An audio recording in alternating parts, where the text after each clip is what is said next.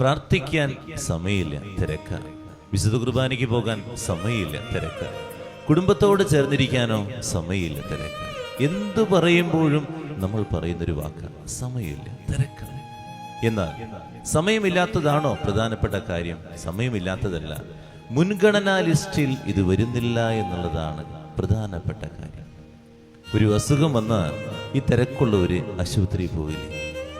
എന്തെങ്കിലും സാമ്പത്തികമായ ലാഭം ലഭിക്കുന്ന ഒരു കാര്യം എൻ്റെ ജീവിതത്തിൽ വരുമ്പോൾ മറ്റെല്ലാം മാറ്റിവെച്ച് അതിൻ്റെ പിന്നാലെ പോകില്ലേ?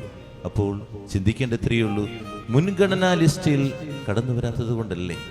മുൻഗണനാ ലിസ്റ്റിൽ എൻ്റെ ദൈവവും എൻ്റെ കുടുംബവും അതുപോലെ എൻ്റെ വ്യക്തിപരമായ പ്രാർത്ഥനകളും കടന്നു വരട്ടെ. അത് കഴിഞ്ഞിട്ട് ആകണം മറ്റെല്ലാ കാര്യം. തിരക്ക് കഴിഞ്ഞിട്ട് എല്ലാം ചെയ്യാമെന്ന് ചിന്തിക്കരുത്, ഒരിക്കലും നടക്കില്ല. തിരക്കിനിടയിൽ ദൈവത്തെ അന്വേഷിച്ചിറങ്ങാൻ പറ്റണം.